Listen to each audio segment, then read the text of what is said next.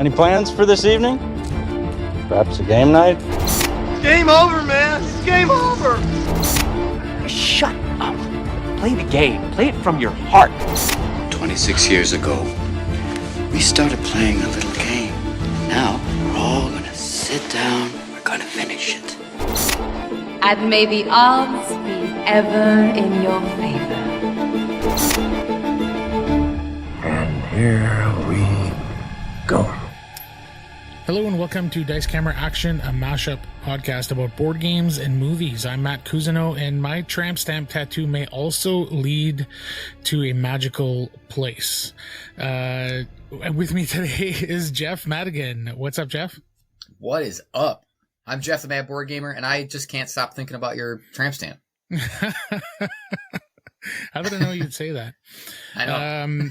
Yeah, so if you guys haven't figured it out yet, we're going to be reviewing Waterworld, and we've paired that with Underwater Cities, which, spoiler alert, is both one of Jeff and I's favorite games.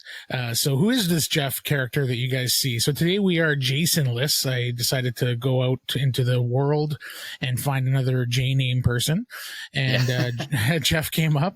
So I'd like to introduce a special guest co-host. He's actually a co-host of one of my favorite board gaming podcasts called The Gamecasters. Welcome the Mad Board Gamer himself, Jeff Madigan. Thanks for joining us today.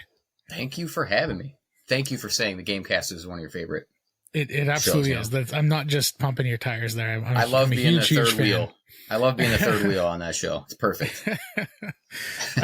So today on the pod, we're going to do some shout outs, talk about some games and or movies that we've been watching.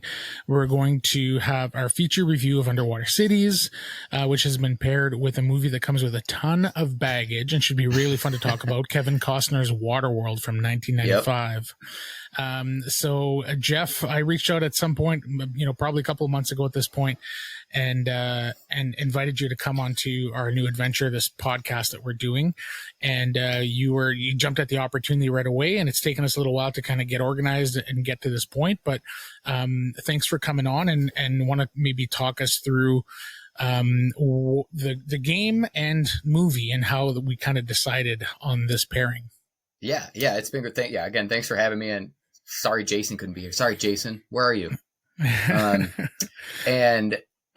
So you were like, pair a movie with something, and I'm trying to think, I wanted it to be a game that I love, and I love talking about. So I was like, all right, there's my top 10 games. I threw around the idea of like a Trajan Gladiator kind of thing. Mm-hmm. And I was like, you know what, I'm just going to go with my favorite game. Underwater Cities, my favorite game. So it's your number spoiler one. Alert. It's my number one. You can turn off the show now. It's my number one. Like, I don't even know if you're looking for a review of it, but thank you for coming. This has been fun. We'll see you later. So I was like, I have to pick that game. And as I thought about it, I'm like, what is just kind of a movie that's in that, world, I guess. And I was like, it's gotta be Waterworld. I remember watching this movie, it had come out in 95. Is that when it came out? Mm-hmm. Yep. And I remember I was close to single digits, maybe 10 when I saw it. And, I was just like, in that moment, I was like, this is coolest movie ever. What a concept. Yeah. The ice caps, they're melted, they're gone. And I'm like, okay, this has to pair it up. We're going to live in the water and live under the water. That's going to be our pairing. Underwater Cities and Waterworld. Yeah, and I hadn't seen it probably in 25 years or something. I hadn't seen it in a long time. See it. Yeah. And I came to this movie prior to having seen any of the Mad Max movies, just because this came out when I was 11 years old. Yeah. So I watched it when I was 11 and thought it was super cool. And, this post-apocalyptic on the water thing didn't occur to me that it was kind of just a Mad Max clone. Right. But now rewatching it this time, I'm like, oh man, this is just a Mad Max movie on the water. Yeah. But yeah, I was kind of excited to rewatch it and see what it's all about. It does have a really bad reputation for being a huge bomb. Yeah, big bust. Yeah, critically and financially. It's not quite as bad on both of those fronts as its reputation might kind of say, but we'll get into it for sure. Yeah. And, I think it was Underwater Cities was easy for me too. When you mentioned, I was like, absolutely, it's probably a top 2 or 3 game for me. Easily in my top 5, and depending how I'm feeling, it may end up being at the top of the list for me as well. It just blends a lot of the mechanics that depending on what you play at certain love. Times, it always absolutely kind of moves. Yeah, for sure. So excited to jump into all of that.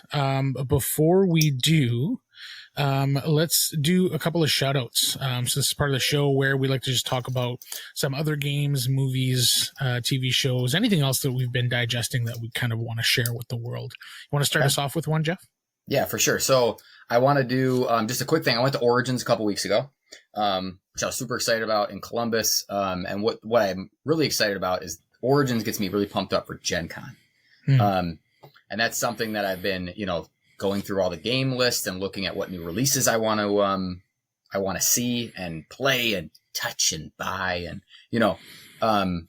it just gets me so excited for Gen Con because I love the spectacle of Gen Con. And I get the complaints about it's huge and there's so many people and it's hard to move, but like, that's what I love about it. I love that entire thing. And Origins, for how cool Origins is, it's a different feel. But I'm now like super stoked for Gen Con.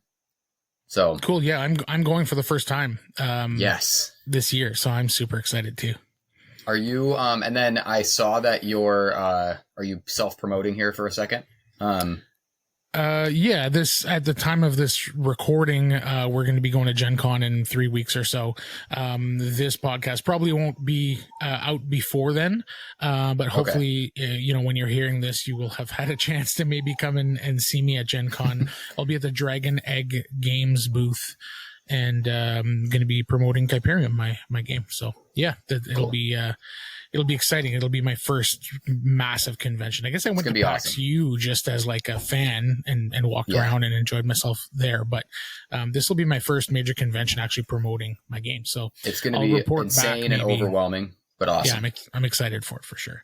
Okay, so go on. What did you want to shout out specifically? So I've been watching 2 things, both actually on Apple TV. The first show is called Dark Matter. Have you heard the show? I have, yeah.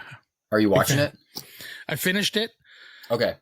Yeah, and I'm the Blake Crouch, the writer of the original book, who was also the writer for the show and the showrunner. He's one of my favorite authors. Ever. Yeah, I thought I thought it was very good. Like, I don't know if it's going to go down as like my favorite shows of all time, but like it was definitely worth my time and watching it. The concept was super cool.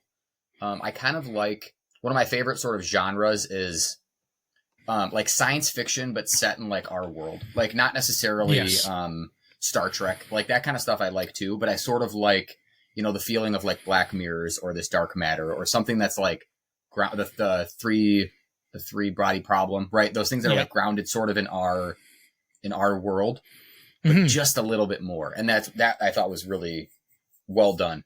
I'm also watching Presumed Innocent with Jake Gyllenhaal. Right, yeah, big fan of Jake Gyllenhaal. I saw the poster somewhere. I have no idea what this is about. They are, they're pushing it on Apple TV. I think it's I don't know if it's like their big money maker or whatever. They got to pay Jake Gyllenhaal some money to do it. He's basically like did work for the DA, and he's getting caught up in this sort of murder trial. He becomes, this is not a spoiler because it happens in the first like 30 minutes of the show. He becomes a suspect in this murder trial, and you sort of get the roller coaster of like, did he do it? Didn't he do it? Where's the evidence? Ooh, look at this little piece of evidence. And that's another genre that I consume everything in like the crime, murder, mystery, crime docuseries stuff. And so far that one's really good. I also know that one's based on a book, and I think it's getting some hate from those book readers. But I'm not a book reader, so whatever. I like sitting down and watching something. Yeah, I am a book reader, and I firmly take the stance of these are 2 completely different mediums. And unless you're changing something fundamental about a character's personality, or way they act or something. Like if you're changing something like that, that's kind of weird. Like, why would you do that? What's the point of adapting something and then changing a character altogether? But then again, like, you know, you do see that happen in work. I guess it depends. For example, the three body problem is a good example of that. The like group of scientists that we follow in the three body problem, most of them are one person in book. Oh, okay.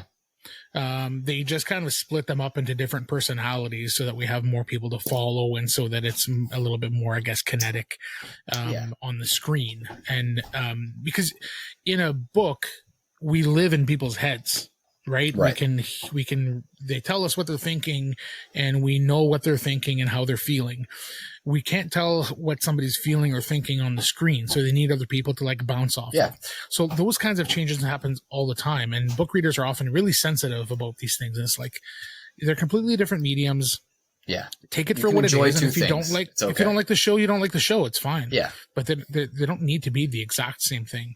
That's just my stance when it comes to like books versus you know, when they get adapted to the screen. But yeah, what Dark Matter, I liked a lot too. I thought it was really smart sci-fi. And in the first couple of episodes, it feels like, okay, I've seen this kind of thing before. Like, why are we doing this? But then it really veers into different directions and plays with the genre and the themes in really unique and interesting ways that I really like.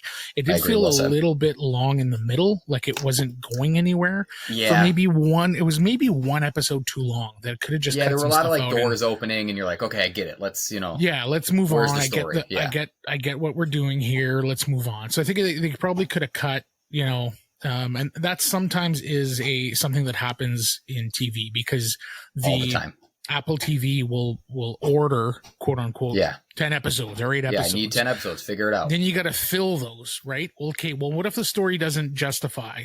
Like, can we just do 7 episodes? Like, is that cool? Nope, we're doing 10. That's so okay, sometimes they get caught in that, and I think that happened here with Dark Matter. But despite that, I think it's a really, really fun show. If you like, you know, sci-fi and timey-wimey stuff, and it's fun. And agreed. I've had a crush on Jennifer Connelly since like Labyrinth, which is not weird because I was a child at the time. That's okay. But yeah, I've had a crush on Jennifer Connelly for a long time. So anytime I see her on the screen, it works for me. Yeah. Cool. So I guess we'll stay on the entertainment side of things for now. I recently watched Twister, the original movie, in anticipation of Twisters, which I think is out in theaters now at the time of this recording. Obviously a sequel. Is it their kids or something? I have no idea if it's just like another movie about tornadoes that has like this. It's definitely about tornado chasers, like scientists that chase tornadoes. Okay. So it's definitely the same themes in that way, but I don't know if it's like if any of the characters come back. It doesn't look like it from the previews. I didn't see any of the original cast, although sometimes they just drop them in as cameos or whatnot. Yeah. So I have no idea if it's actually a sequel or if it's just like a remake, just another one, some kind. Yeah. But either way, it'll be massive tornadoes ripping through houses and throwing animals around. Hopefully, yeah, so that's that got to be fun. the same time as Waterworld, right? Isn't that the mid-late 90s, 96? I'm looking at 96. I think you're right. Yeah. Man, Helen Hunt and Bill Paxton. Man, what more could you ask for in 1996? That's right. Yeah. Helen Hunt rocking the heck out of a white tank top, looking great. And Bill Paxton too, like looking young and sharp. And he died a handful of years ago. That was sad. Yeah. I always mix him and Bill Pullman up. Is it Bill Paxton or Bill Pullman? Yeah, so rewatch Twister, and holds up mostly. I mean, there's a few shots, a few things that don't hold up CGI wise or whatever, but very, very minimal. I want to say most of it, except for the actual huge tornadoes, is practical. Like when vehicles are flying around, when you know, pieces of the barn are falling down onto people and things like that. It all looks real. It doesn't look like CGI, and it makes sense at that time. The use of CGI was not that prevalent, right? But it holds up for the most part. Story wise is where I think it doesn't quite hold up with modern storytelling and what we're used to now. They're really just chasing tornadoes and like shots of people in cars running around and yelling for like 87% of the movie. Is it Pepsi cans that they cut up or something? It is, yeah. I wonder what Pepsi paid to get in with that. They probably got a bidding war with Coke, but it's a fun movie. It held up for sure. It was more of the nostalgia vibes, probably. Like if I had watched this for the first time today, probably just okay. But you know, having that movie having been like a formative movie for me when I was, again, you know, 11, 12, 13 years old, I thought it was the coolest thing ever. I had it on VHS. I remember it. Fun to watch. Yeah. What else you got?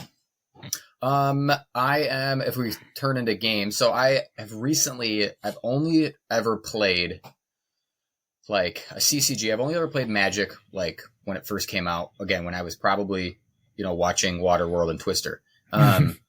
And I never really touched like the Pokemon or the Yu-Gi-Oh or Flesh and Blood or any of this kind of stuff that comes out. And I've been now hooked and almost addicted to Star Wars Unlimited. The second set. So as of this recording, like a few days ago, the second set of cards came out, and I went and grabbed a few boxes and opened up the boxes and organizing the cards, and I'm just having a blast. I haven't even played with the second set yet.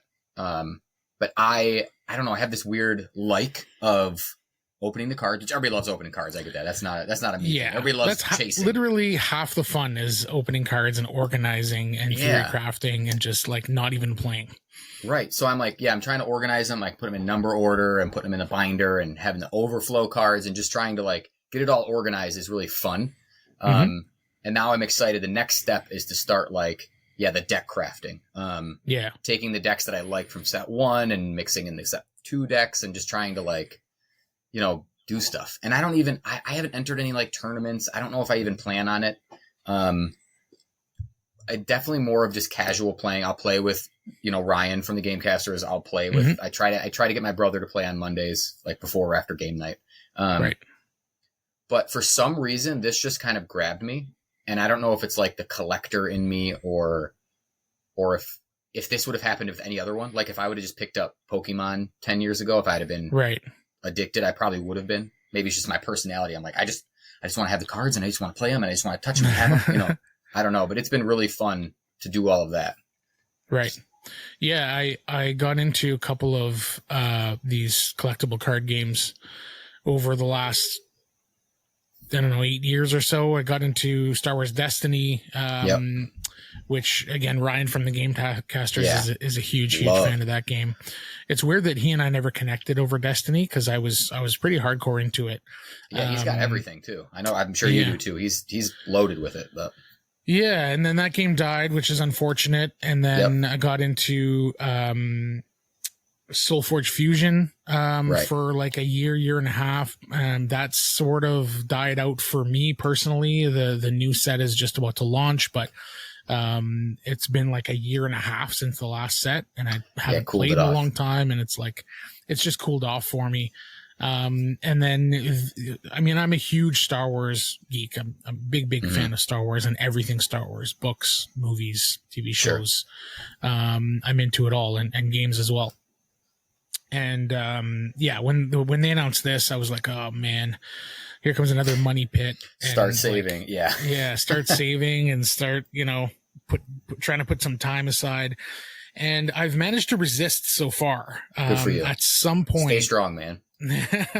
At some point, I'm gonna go to a draft or a sealed event of some kind, and check it out. And every time one of these CCGs has happened in my hometown, I live in a city of about 160,000 people, so you would think that there would be scenes for these things that popped up more often. But for Star Wars Destiny, there wasn't much of a scene. I did like almost all of my play online. Soulforge Fusion, I tried to start a scene, but like I'm a shift worker, I'm a full-time father, obviously. I have, the board gaming hobby is a huge passion of mine as well that I don't want to abandon, ignore. too much kind of thing. So you can only have so many hobbies, right? I play hockey once a week too, and play baseball once a week in the summer, and my kids play sports. Like, it's just too much. Yeah. So anyways, I tried to start the community for Soulforge Fusion in Sudbury, but I just couldn't keep it up with all the stuff that was going on, and without a driving force, or, you know, or someone else, right? If it was like you started, there would need to it be and other 10 people. other people, if then it just falls. And that's where I'm in a boat where I'm like, all right, I'm playing with Ryan, I'm playing with my brother a little bit. I need to get somebody else going, or like you said, hit up an event. And maybe I'm a little too insecure to go to an event all by myself, but I need someone to go with me. Right. And I'll make the drive. Okay. Yeah. We'll go to one together. It's only like 9 or 10 hours. Yeah. Cause I have no idea, like going to, you know, opening up packs, drafting these things and really stepping up to the big leagues. I feel like is that versus like, I just want to play in my basement, you know? Right. Yeah. I told myself if a scene started independent of me, cause I find that I'm often the person to try to start these things, in the community, where I have been a few times in the past. I tried with Destiny, didn't work. I tried with Soulforge, didn't work. But I'm not able to be there every single week, pushing it and inviting people. So I told myself if a scene started by itself, then I would be a casual member of that scene, and I would show up from time to time for Star Wars Unlimited, just because I hear great things. I did a demo game at PAX U, so played really quickly with the base stuff. The system was pretty cool, the resource system and all of that was really neat. Yeah. Well, I'll bring some. I'm gonna bring a couple decks to Gen Con. Maybe we'll try to free up some time to play it. Yeah, I'd love to try it some more. So I saw a thing at my friendly local game store that said Sundays at noon, Star Wars Unlimited. So I might pop by there at some point and just see. But I don't own anything yet, so I guess we'll see. We'll see how it goes. But I'm open to trying it. But I think no matter what, my plan is to try to keep it casual for that, because especially now having started a podcast and to add to all of these other hobbies that we've already discussed, hobbies and just like life responsibilities. Yeah, for sure. You understand. Yeah. Oh yeah. Cool. Yeah. So Star Wars Unlimited, big fan of Star Wars and, clever card play and one-on-one card games. So I'm definitely interested in checking that out at some point. I'm going to hammer out a bunch of games, right now. The reason that I want to just shout out all these games is I just had my 40th birthday. Yeah, you did. And my wife asked me what I wanted to do. And we live about a 4-hour drive from Toronto, which is, the big city in Ontario, or one of the big cities. And there's tons of game stores there. And so I said, well, why don't we go to Toronto for my birthday? We'll go see a Jays game, an MLB Jays game. Mm-hmm. And then we'll spend a day shopping, and we'll just go to a bunch of game stores and can we do that? So that's what my wife did for me. We went and drove around the big city and stopped in at a bunch of game stores and other stores and other spots that we wanted to check out. But with that shopping and with some of the birthday money that I received, I bought a handful of games that I thought it'd be fun to kind of shout out. So I got Wild Tiled West. Have you played that one? Yes, I think it's almost great. I really like it. Cool. Yeah, I played twice so far, and right now I'm in a zone where I'm trying to find games that I could play with my 7-year-old Charlie. He loves board games, but he's not reading yet. He's reading in French now, but he's not reading in English yet. He hasn't gotten to that point yet, because everything here is French with our kids. So once he starts being able to read a card in English, then he'll be able to take that next step. But for now, we're playing a game, lots of games with just primarily iconography. So I'm looking for games that he can play. Right. So Wild Tiled West, I thought was a good one. There's a few little things that I have to read or have him understand, but once he sees something and puts it into his head what it does, he's good to go. And then I recently had Planet Unknown, which was not a huge hit for me. I liked it, but I felt that it lacked some player interaction, and it felt a little bit unbalanced. And I ended up passing it off to one of my friends who loved it a lot more than me, and it just made sense. But Paul Denon, who's one of my favorite designers, did this one, and I thought I'd check it out. Played 2 games, pretty cool. I think for me it's easily better than Planet Unknown. Even though I prefer the space theme, the Wild West theme stands out really well here, works really well, and more player interaction, and isn't quite as long, which I think is important too with a game that doesn't, thrive on people butting up against each other or with tons of player interaction. I want a game that's, maybe a little bit shorter than Planet Unknown, which I felt sometimes got a little long for what it is. Yeah, I would be like the reverse of you. I think Planet Unknown is better overall. Right. But Wild Wild West is cool. the opinion of most people. I think I'm in the minority here. That's why we're here, right? And then we have, but Wild West is cool, that with the little like bandits, and you have the bullets, and they turn into the tombstones, and the theme is there in a way that you didn't think it was going to be, but it's cool. For sure. Yeah, and the game, I'm glad that it comes with a bunch of different boards. I'm hoping that they can just keep releasing different boards and different shapes and stuff like that to sort of keep that game fresh, because I think I played it 5 or 6 times, and I'm kind of to the point where I'm like, I'm ready for something a little different. Because yes, the boards look different, but they're all the same. Sure. One thing about Planet Unknown is like the planets are all circular, but they have like crazy different rules, right? Right. It would be cool to see Wild West go a little further with the boards, which I would be pumped about. Yeah, it would be nice to see an expansion and see them kind of branch out a little bit with what they're doing, for sure. The next game that I bought was Space Station Phoenix. Have you played this one? Yes, I played that one too. Yeah, really neat. Played once only, 2-player game. I thought it was really smooth once you got started. It was just like really, really easy to learn, fairly simple rules, but quite a bit in the decision space. I like that you kind of have to deconstruct your... Yes, it's the best part of that. A bunch of cards that you start with, that you draft as your starting abilities or starting locations, and like kind of a worker placement thing. But out of these 9, they all have like a metal value that if you deconstruct it, you get that metal, which you can use to like build your space station and do other things. So you're kind of deconstructing your engine sort of, or your abilities, and then creating a new engine with the resources and the things that you get with that.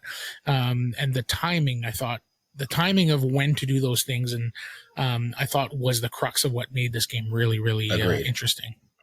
Yeah, and there's a cool interaction there with players too, because if I deconstruct part of my card or my ship, I want to look at what you're doing too, because if we both take out the same thing, because I can go on your spots, right, which is really cool. So you almost want to you're playing each other a little bit too. Go, all right, nobody else has this resource space. I'm going to keep mine because it's the only place to get it. Now people have to come to my spot. I'm not going to deconstruct that one. So it's it's a really cool game. I've played it at 3 players and 4 players, and it works great at those counts too. Very cool. Another one that I bought, haven't played yet, is Rolling Heights. Are you familiar with Rolling Heights? Familiar, but I haven't played it. Yeah, the AUG one. Yeah, same. So I'm excited for it. It's a city building game with a push your luck mechanic similar to like a Quacks, or even more comparatively, Cubitos would be a better one, where you're rolling. In this case, you're rolling meeples into a box, which is kind of weird. And if they land standing up or on their side, they give you something. If they're standing up, they give you more of that something or a better action. But let's say you start with 5 dice and 2 of them hit. You can put those aside and then you can push your luck and roll the other 3. But if you ever roll blanks, you lose everything. Right. So it's that kind of push your luck mechanic. But then each of these meeples are different colors, and the different colors give you different abilities, and you're building a city. And it's very tactical. Like the city that you're building, you can actually build skyscrapers that get built with these little cubes that stack. And eventually you can end up with 6-inch little skyscrapers all over the board. Yeah, it looks cool on the table. It looks really neat. And it's another one that I thought I could easily play with my son. And, the fact that it looks cool on the table and you can build things is just bonus for a 7-year-old, right? For sure. I played Sky Team. Have you played that one? Yes. Yeah, Sky Team's great. Yeah, I picked up Sky Team. So far, I've played, I want to say the introductory, like Montreal Airport, twice, because I played with two different people. So it was like, introduce this person, introduce that person. And then I want to say I played like two other campaigns or difficulties, and started to introduce some of the other mechanics, and I have not gotten very far, but man, so already I can see where it's going, and I'm excited to like dive into this. Cool, good one. I also bought what's it called? It is called. So I got it in front of me here. Next Station. Is it Next Station? Yeah, Next Station London. Okay, I got that one. Little roll and write. I played once. I'm not sure I want to play again. I don't know. It's kind of a nothing little roll and write. I guess there's probably emerging strategy, but it feels very solvable. There's only one pad. And not solvable in the way that like it's just like I feel like once you've played that, and this is based off of one game, okay, so like don't take this with a grain of salt, but I feel like once you've played this 5 to 10 times, every time a card comes out, you can probably just know the best move. It's probably solvable in that way. It's a roll to a certain extent, right? I mean, maybe I'm wrong. But it just doesn't seem to be enough there. Even as a filler, as a 10-minute game, I feel like there's just better options. So it just didn't get me excited. And my son didn't get really excited over it either. So we'll probably move on from that one. Yeah. That's pretty clever. I picked up because you guys shouted out on the podcast from time to time. I have no idea what it is. It's still it's still sealed. But it's a roll and write and, with dice. And where that one's better. I think you'll feel better about that one. Is it dice drafting? Yeah. Yep. Yeah. Okay. I think you'll feel better if you didn't like London. Not that they're because they're both rolling rights, but or flipping rights. Mm-hmm. But that's pretty clever. It's just maybe the most solid roll and write. It's the drafting is great. You're filling in boxes. You're making great combos, and it just works smooth. So hopefully that one hits for you. Yeah, I have a better feeling about that one than I did about the other one. The other one I picked up primarily to play with my son, but he didn't get excited over it either. So, as I said, we might move on from that one. Yeah. And finally, the last game that I picked up with my birthday situation was Moon by Sinister Fish. Oh, yeah. So I don't know if you played that one, but I have Streets and Villagers. Okay. Which I like Streets. Liked Villagers a lot.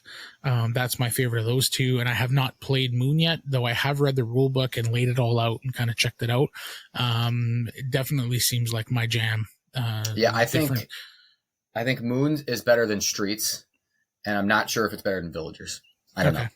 Yeah, I mean, if it lands in the same kind of quality as Villagers, I'll be happy. And just having read the rules, I get a good feeling that I'll like it. But I like the theme. I like the look of it. It's it looks great on the table. So I'm excited to dive into that one. So that's my birthday. That's a good weekend. My birthday haul. Yeah, definitely a good one for sure. Yeah, we jumped. All right, let's move on. Let's move on to our feature reviews. We're going to start with Underwater Cities. And Jeff, you have way more experience in the board game podcasting, clearly, because I can't even speak. You have more experience in the board game podcasting world. So why don't you kick us off and tell us all about Underwater Cities? Okay, Underwater Cities. Again, this is my favorite game. So I'm just going to be talking about how much I love it. So this is came out in 2018. Okay, Valadamir Suchy has continually designed games that I just like fall in love with. Like I start to read the rules, I'm like, this guy just gets me. You read it, you get the feel. It's like, yeah, he just understands what I want in games. So BGG has it. Matt wonderfully made this little thing for me. It's 43rd. On the BGG rankings. So it's in the top 100, top 50. I think it's 42 rankings, a little low, but it should be number 1. But an 8.1 over an 8 on BGG is like untouchable, right? Those games are incredible. Whether you like them or not is a different story, because some of the games are rated highly to be like, this isn't my type of game, right? People play brass and they're like, you got to understand the game is great, but it's not for you. This game checks a lot of boxes for me. I think it's wonderful. So the theme of this thing, and a lot of themes in a lot of board games are like the people, like us as human beings have ruined the planet. This one's a little different. This one is, I think we're just overpopulating. I think we're banging too much, and there's just too much. We're running out of room on the surface, and now we're going to start building cities underwater, which is why it's called Underwater Cities. Genius title. They just figured it out, you know? It starts there, a genius title, genius theme. And what you're doing is you're really just working to build these cities underwater and create like a sustaining little community on your own player board. Underwater, of course. And you're using the mechanisms in the game are mostly worker placement and like hand management, because you have to manage these cards in your hand. And it smushes those two things together seamlessly and almost perfectly, in my opinion. If anybody's out there has not played Underwater Cities, but have played something like Lost Ruins of Arnak, it's similar.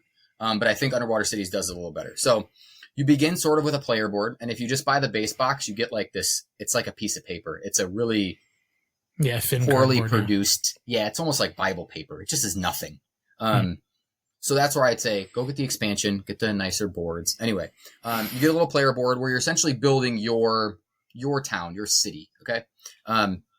With these little domes that are the cities and these tunnels.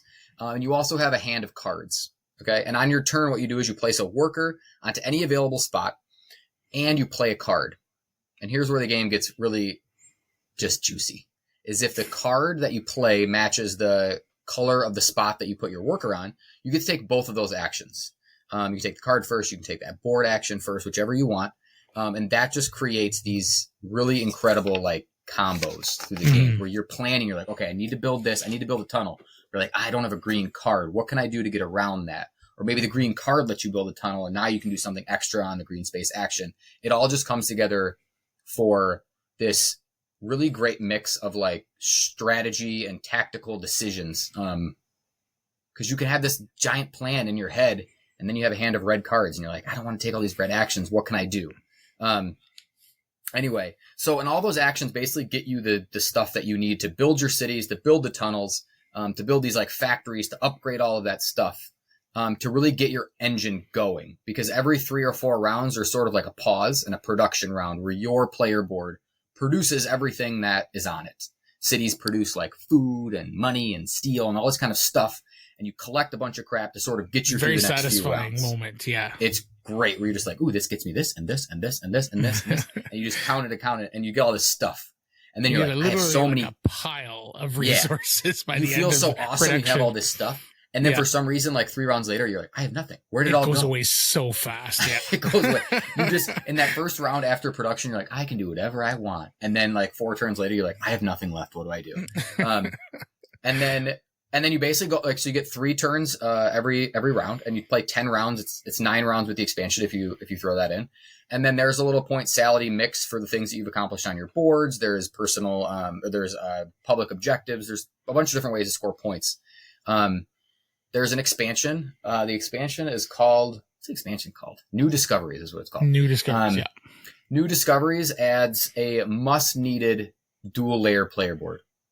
If you've ever listened to the Gamecasters, you know that dual-layer player board. If you can get one of those, you should. Because and for this game, you have these like actually plastic little domes, and you have these tunnels that sit perfectly into the dual-layer player board. And it's 2-sided. Which really changes the map and resources that you have to. Some of them you have to pay to produce on your board. Some of them you get. The expansion also adds it's called the New Discoveries board. That as you build on your own player board, you can reach these little, the little icons basically that allow you to get bonuses on this other separate board. Yeah, it's like a milestone of sorts. Yeah. And again, just a bunch more cards. So. I think the game just hits for me on really all cylinders. The management of the workers and the cards in my hand and what spaces I need to use is just that perfect like brain burn every single time. And I've played it, a dozen times, and I still don't feel like I'm going into it knowing what I'm going to do. Like in my head, I'm like, maybe I want to build more, I want to build more desalination plants or something, right? I want to build more yellow plants. And then I go in and my first hands of cards have nothing to do with that. I'm like, all right, I got to do something else. And we pivot. And and that tactical decision is so great. And this game does something that Terraforming Mars, I think, missed on, because these two games get compared a lot with each other in terms of the card play and the resources and things like that. Is that this Underwater Cities has broken up the cards into 3 different eras, which sort of, not entirely, but sort of, I don't want to say help you along the way, but they are aimed at that sort of era. Instead of a giant deck of cards like an Ark Nova or like Terraforming Mars, just splitting them up into different things, makes you feel like you have a choice and there's something more there. Yeah, I think primarily, like, there's nothing worse than getting a card that is clearly a late game card early in the game. That's just kind of not useful at all in building your engine or setting yourself up for success early, or getting an early game card as like your last couple of card draws. You're like hunting for something to like finish an objective or whatever, and you end up with like something that's like, every time you build a tunnel, get X, Y, and Z. And it's like, well, I don't have any tunnels left to build. Like, I'm at the end game here. I'm in the 3rd era, right? So I think it's genius that they set up the 3 eras so that in era 1, you're getting a lot more, engine building, early resource stuff that you need. In the mid game, you're getting a good mix of both, and in the late game, you're getting mostly just like bigger, more, I guess more opportunities to combo and finish things off, and late game or end game scoring cards in that last era.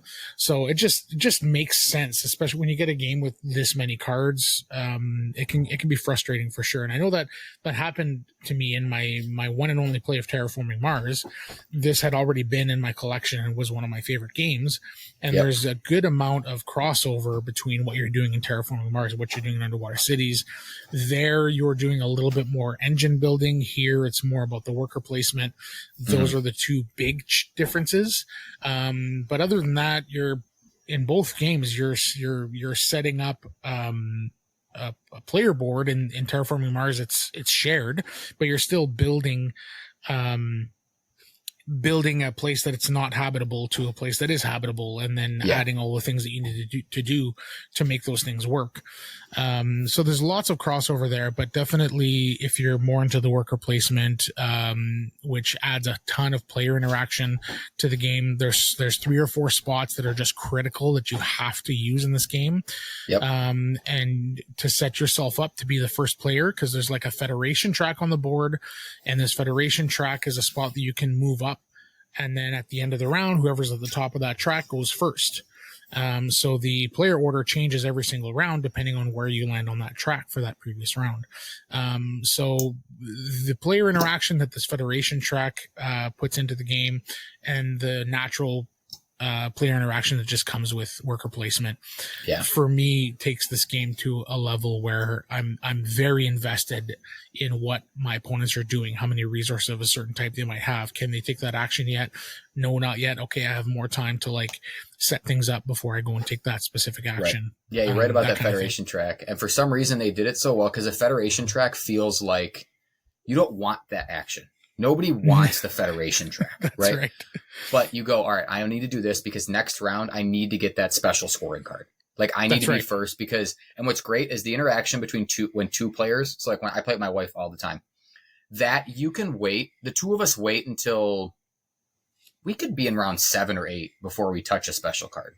Thinking about what we have. And again, looking at each other's board to go, all right, this one benefits me the most. When you're playing at 4 players, I've had people reach for those special cards like in round 5, 4, where you're like, all right, I'm first. Era. Basically. Yeah, I'm just going to get it. Like, I'm first. This might be the only time I'm going to be first for the rest of the game. I'm going to take this card right now and build towards it. Instead of sometimes in a 2-player game, you can build and then go, all right, this is the best card for me. And it just works because like, here's this garbage action that you don't really want, but it's going to help you later, I promise. For sure. If used well. Yeah. And speaking of 2 players, I'm not if I had to pick a number 1 game that scales from 2 to 4 players the best, this might be the game that I choose. It's 2-sided, so if you're playing 2 players, the board, you're flipping the board over and you're playing on the 2-player side, which has less spaces, and it's set up in such a way that just makes more sense in terms of limitations and what you're trying to do with 2 players. You flip it over to the 3 and 4 player side. And then if you're playing 4 players, there's another little mechanism that they add. I haven't played 4 players that often. I'm not sure what it's called, but I don't know. It's like a repeat action. Like basically you pay to take someone else's a spot. Oh, you can go occupied. somewhere where somebody already is. So one person can do that. One. Yep. You pay, you take the token, and then you can do that one time. So it just kind of like makes one space be able to be duplicated in the way that worker placement doesn't usually allow.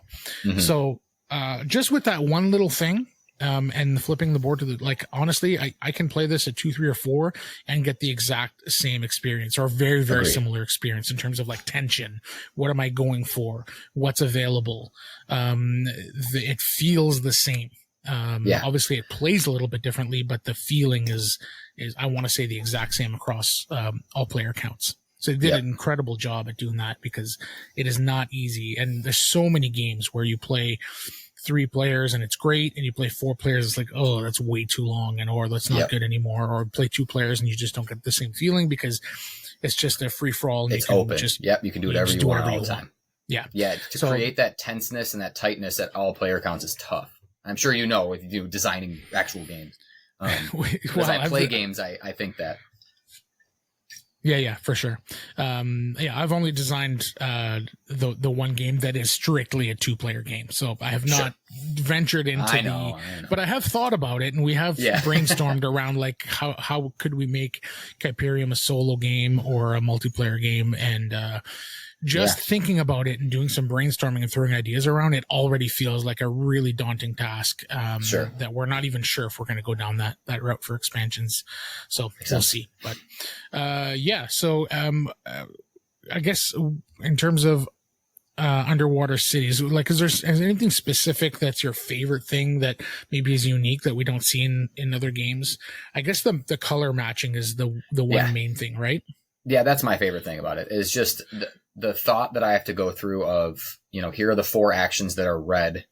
And I want to play this card, and that decision of I want to play this card or I want to take this action, and somehow finding the best route to do that is just is my favorite type of thought in that game. And it's just great. Yeah. So just to lay it out a little bit, maybe better for you guys, the board split into 3 sections. There's the orange section with like 6 actions, 6 worker placement locations or so. Then there's the red section, which has, again, 4 to 6 worker placement sections, and then the green section. And then the green actions are weaker, the red actions are mediocre, and the orange actions are really strong.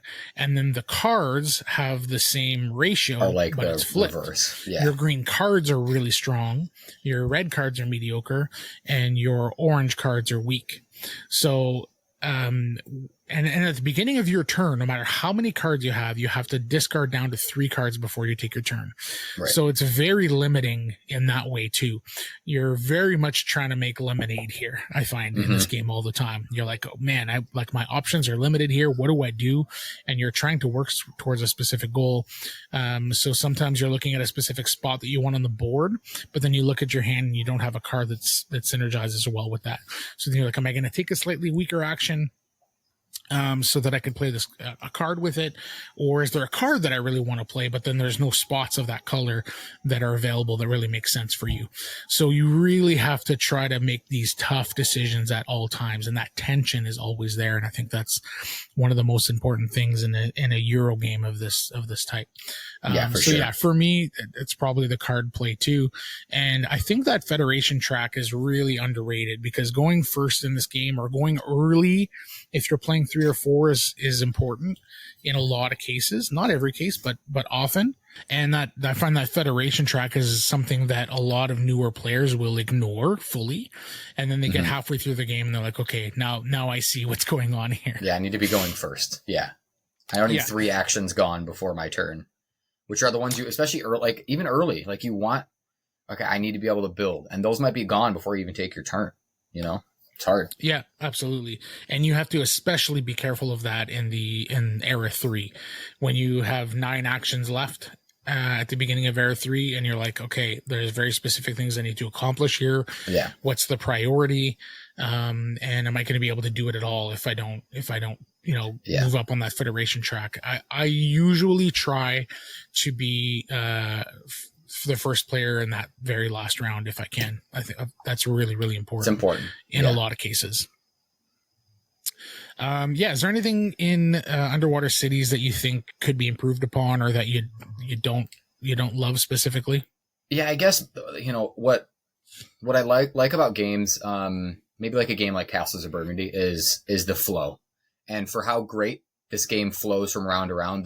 The production is really fun, but it can slog the game down. Like it definitely grinds the game to a halt for a few minutes, for sure. And then with new players, I end up counting everybody's stuff to me. It's like, they're like, I don't know what I've made. And I, double check it or whatever. When you play with people who are experienced, that can be like a minor speed bump. But in the first couple plays, and if you're playing with new people, that speed bump's a lot bigger. And it just kind of like freezes the game for a minute, and everyone goes, all right, let's take a 5-minute break and count your stuff. And you get a ton of stuff. Yeah, you get a ton of stuff. And so you're almost like making exchanges too with things. And then when you have powers and you're like, oh, instead of my green building producing this, it can produce this and this with this card. So now you're kind of making those exchanges. For how much I kind of like doing that, that would be something where I would be like, that's where the game, I think, slips slightly. How it could be smoother, I don't know, because it'd probably pull away from something else that I love. It's just part of the game, Yeah. Yeah, I wonder if, like, instead of collecting actual, like, little cardboard chits for resources, if there was some sort of track that you just like move up and down in the way that, like, White Castle does it, for example. Okay. I haven't played White Castle yet. So it's basically on your player board, you have a little track for how much of X you have, how much of Y you have, how much of Z you have, and you just move that up and down. So I wonder if that could speed things up, or at least clean things up. The game is a little bit finicky in that area, in the production area, especially for new players. So I 100% agree there. I think the workers that we have are these just like rectangular cardboard. Chits, I guess. Yeah, they're nothing. That are a door, I guess, to get into the. Is that what they are? It's a door. It's like a Star Trek-y door. Okay. That you, I guess, use to go into that underwater building to do the action, I guess, is the theming of it. Yeah. It needs to be cool little submarines or something. So unlike the movie we're going to talk about, I think this game like outshines its production, right? It was 100%. There was not a lot of thought in a lot of the beginning stuff. Or, Rio Grande for me has not made a quality game in a long time, but the game itself is really good. The production is weak in almost everything that they do. Right. And I'd much rather it be that. I agree. In board gaming. I mentioned Castles of Burgundy. I played the trash version of Castles of Burgundy forever, and the game was ugly as sin. The boards were flimsy, just like Underwater Cities, but the game just outshined all of that stuff. I have actually gone and basically, I have pimped out this game because it's my favorite game. Like, I'm buying everything for it. I have like a wooden insert that goes in it. I have 3D printed little submarines, like you said, for the player pieces. I gotta get that. I have like metal coins. I have the Geek Up bits that are like the Bakelite ones for all the resources. So I'm like, this is my favorite game of all time. I'm just going to do everything I want to it. Fair. Yeah, totally. So yeah, that's been definitely worth it. But you're absolutely right. It's just like, okay, this is my worker. It's a flat piece of cardboard. Here you go.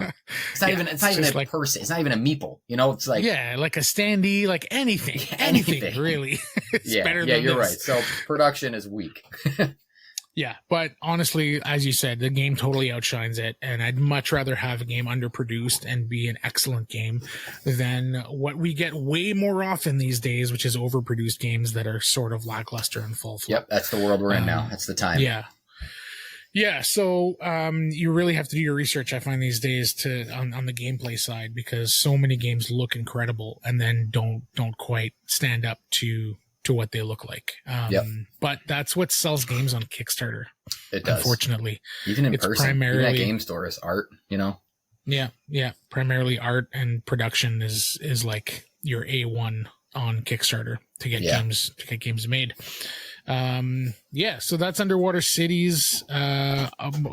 Again, probably my second or third favorite game of all time, depending on what day you ask me.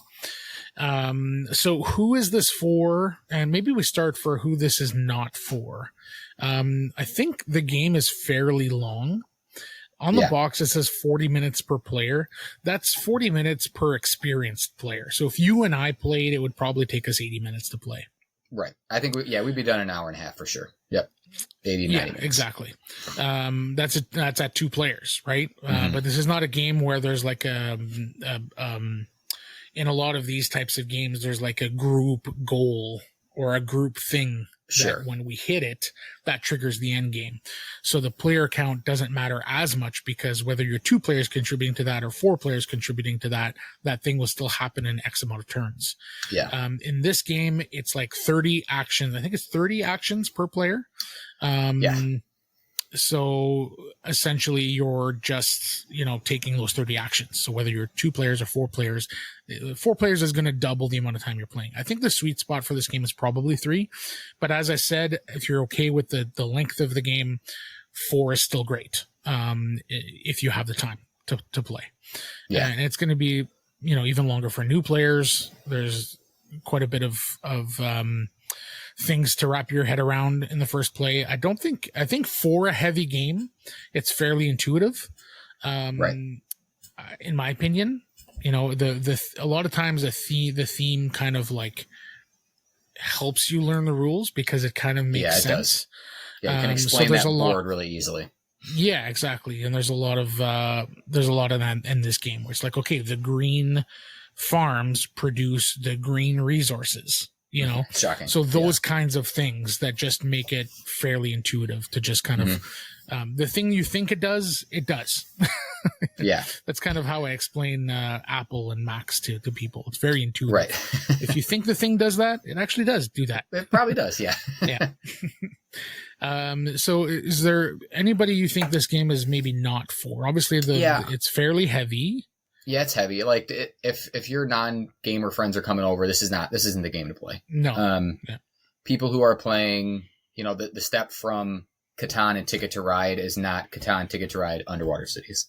There's probably one more layer in there. Yeah, there's one. Like if they're playing Everdell, playing Everdell and they're playing, Raiders of the North Sea or of the West Kingdom games, then you could take them to probably this next step. Then jump them up. Yeah, it's not a grandma game, but I do think if you got a kid that's 10, 11 and has played games before, I think they could sit down and play this. You might destroy them because, that's what you do, but like you said, the actions are intuitive. Put a worker down and try to play a card that's of the same color, and let's just see how the game goes. Where the game gets its depth is maximizing all of that stuff, right? And the timing and getting the action first, and taking the special cards before anybody else does, and getting those objectives before other people do. But the game itself can be played fairly simply. And that's what I think I really like about games with this depth, is that comes from like me mastering the game or trying to master the game versus the complexity or fiddliness of rules that ups the complexity. Yeah. So if you've played some games before, I'd play this. 100%. Yeah. So game length and game depth is probably 2 things that might take some casual players out of the equation. But otherwise, if you're a gamer, this is a game you should definitely check out. For me, there's tons of for €1. There's lots of interactivity. There's no take that. You're not taking out other people's stuff or fighting or anything like that. But what other people are doing and how well they're doing it and where they might go on their next spaces, how many resources they have, keeping an eye on all that stuff will make you a better player at this game. And that's one of the things that I look for in a Euro game, is that higher level of player interaction. Yeah. And then who is this for? I mean, if you like Euro gaming, if you like having something that you can look at the end and said, I built this, I did this. This is very satisfying in that way. It looks great. Satisfying is probably a word that I use a lot in this game, because you're build, and then there's a production phase where you just get a ton of stuff based on how well you built. And that happens 3 times over the course of the game. And then it happens at the end of the game where you get all those resources and then turn those resources into points in a lot of cases with end game cards. Basically, long-term planning, medium to long-term planning is really important in this game. So if you like that stuff, if you like building, and if you like the satisfaction of reaping what you sow, feels really great in this game. Other than that, I think there's a little bit of engine building. It's not an engine builder in the way that Terraforming Mars maybe is. Right. There's more of the engine building in that. What you lose there, you gain in the tactical decisions of the colors of the cards and trying to min-max in that way. Yeah, which to me is a more enjoyable experience. Yeah, agree. Good to move on to ratings here, Jeff. Yeah. Yep. Yeah, so I have it as a 9.5. It's like almost a perfect game. The few minor quibbles that I had with it is probably just what takes it down to a 9.5. Jason did play this one time with me a couple of weeks ago. I wanted to introduce it to him for the podcast, and then alas, he didn't end up being here, which is fine. But after just one play, shout out to Jason. He did beat us, so I'm gonna call that beginner's luck. It was beginner's luck. But no, you were teaching the game. You had to pay attention to all his stuff. Yeah.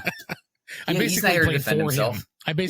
For him. He's not here to defend himself. He can say whatever he wants. That's right. So he ranked this at an 8.5, but obviously you probably need some more plays to kind of come up with a final number. What about you, Jeff? Do you do the rating thing on BGG?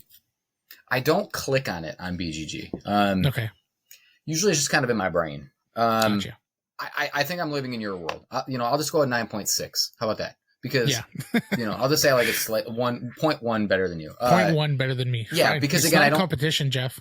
Yeah, I know, right? Okay, then 9.5. We'll tie. I think it's right in that world of, I have a few games up there that I think are, close to flawless. In my opinion. Again, people play the game and they're like, it's good, right? Mm-hmm. But to me, it just hits everything that I enjoy in games.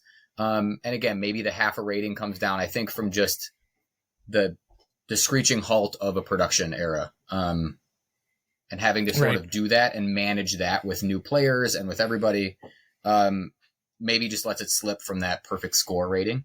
And again, it's like when I rank games, and you might do the same thing, I sort of rank it up against games in a similar weight or category. Fair, yeah. I'm not going to rate for how much I love Strike in the party game, goofy, silly, just silliness category. That game's like a 9. Right. Do I think it's even in the category of Underwater Cities? Of course not, right? So I kind of separate them, sort of like people do in movies. Oranges. Yeah, what's your favorite comedy movie versus action? So this being my top worker placement, card hand management type of game, it's got to be close to a 10. So that's what I got. Right on. I'm right there with you. Let's take a quick second to talk about Valadamir. I think it's Suchy. I just keep calling him Valadamir Suchy. I'm sure either is fine, but well, when he listens to the show, he can reach out to us and let us know. That's right. Yeah, Vladdy, definitely reach out. Let us know. Yeah, let us know. Let us know how to say Suhi. I feel like I'm being pretentious by saying it that way. But I know. Maybe Anyways, so Valadamir Suchy, what have you played a bunch of his other games? He is one of my favorite designers. Although I haven't played all his games. Yeah, so he started out, there was 2 games like really early that are Last Will and The Prodigal's Club were like 2 kind of early on games that he designed. And then he sort of like broke out, right, in my opinion, into doing Underwater Cities and Pulsar 2849. Those 2 games I think blew up, especially Pulsar. I think Pulsar blew up more because it was a CGE game, and CGE kind of knows how to push their games a little more than Delicious and Rio Grande. I feel like since that time, 2018, every year he's come out with like just one really better than good Euro game. I've played like Woodcraft, Evacuation, Messina, and some numbers, Messina 1347. Yeah.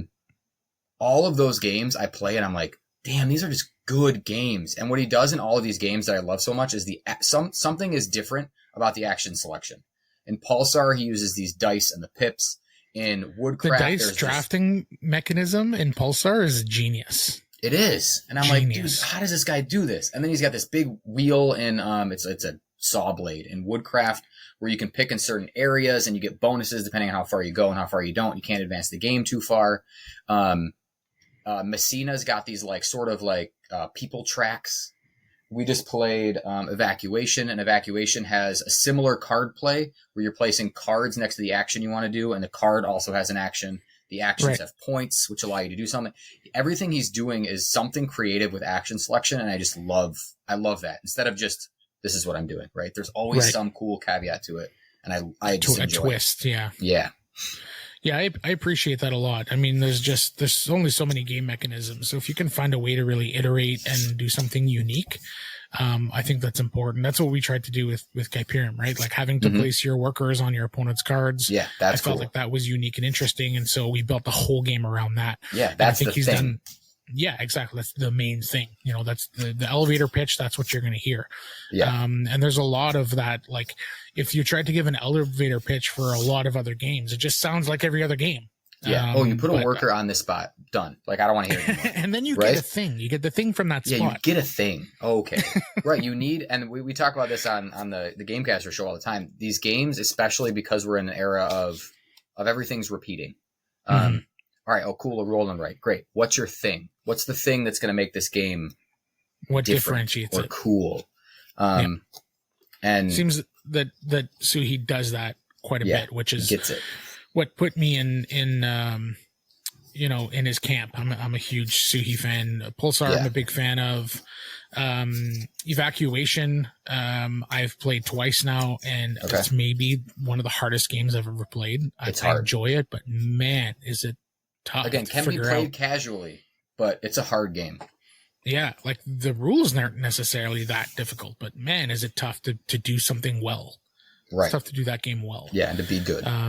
But the resources on the different, like in the old world versus the new world, that's the thing for this game, right? Yeah. For Evacuation. Why is it so hard? And then like Last Will is super fun too. That's a game where you start rich and your goal is to just get rid of all of your resources. Maybe that'll be our next episode. If we continue to do this in the future, maybe a year from now, we'll do Last Will and Brewster's Millions. Sounds good. That's great. Yeah. So, and then Woodcraft is one that's been on my radar that I almost purchased with my birthday, excursion, but I ended up picking something else up instead. But I definitely need to check that one out. I hear great things. Waterworld. Let's dive in. So Waterworld was released in 1995, directed by Kevin Reynolds. Stars Kevin Costner, Dennis Hopper, and Gene Triplehorn.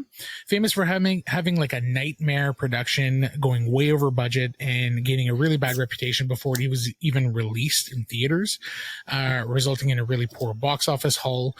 So the synopsis goes as follows. So in a future where the ice caps have melted and the earth is fully covered in water, a mutated man known only as the Mariner, played by Costner, is trying to survive in this impossible world. He battles with a band of jet ski riding pirate types called Smokers, led by a cycloptic and deliciously villainous Dennis Hopper. Our main character comes across a curious child with a mysterious tramp stamp tattoo, which may or may not, make her an actual GPS that leads to the rumored dry land. So Costner tries to protect the child and find his own way to dry land in a wild movie that could easily be called Mad Mast Fury Boat. Nice. So there's a ton of stuff to talk about here. So we're going to start with our just overall thoughts, what your relationship maybe is with this movie. Did you see it when it came out, that kind of thing, and how you feel about it now. So when did you first see it? Probably just as a child, as you said a while ago, or? Yeah. So not in theaters, but, we got it. I want to say my brother got it on VHS for like a birthday or something. So it was a new release on video. So if it was 1995 in theaters, I would say maybe I felt like back in the day it took like 6 to 8 months after the theaters for us to get it on, the peasants to get it on VHS tape. So it was probably 96, right? Putting me in that 10-year-old range. And I don't know, I thought it was cool. As a 10-year-old, I'm not looking for the acting or the deep story or, I'm just looking at like, this is insane. This cool. Guy in the first scene drank his own pee, like, okay. And then these like jet skis are like flying around. That's your definition of cool, Jeff? Yeah. Like, look at this guy. Look how badass he is. He's drinking his own pee. And there's scene where they're like underwater, right? And the jet skis are like waiting, and then they like shoot out of the water. Like, that was cool. It had a lot of cool visual stuff. Yeah. As a 10-year-old. But I do remember but I'm also as a 10-year-old not listening to, Robert and Ebert or whoever the people are, right? I'm not listening to them. I'm going, that's cool. But as I got older, I remember hearing all the stuff about like Waterworld, this huge flop, it lost all this kind of money. And then I was kind of like, okay. And I did see it again in like high school and going, all right, it's not good. Like it's not great. There are just holes in the movie and, it just seems like it flopped. And then I probably didn't see it again since then until recently when we watched it. And I think now watching it, I'm like, it's not the worst movie. It holds up better than I imagined. Not bad. Yeah. Like there's some goofy stuff in it, but I'm like, it's not. I've seen way worse movies. For sure. Yeah. It doesn't fall into that, like, I'm a B movie and I know it. Right. Kind of scenario for me. And I probably have a similar trajectory with this movie as you did, watch it as when it first came out, probably not in theaters, but at home. And then maybe not since. Like I probably saw it on bits and pieces on TV here and there, as you do.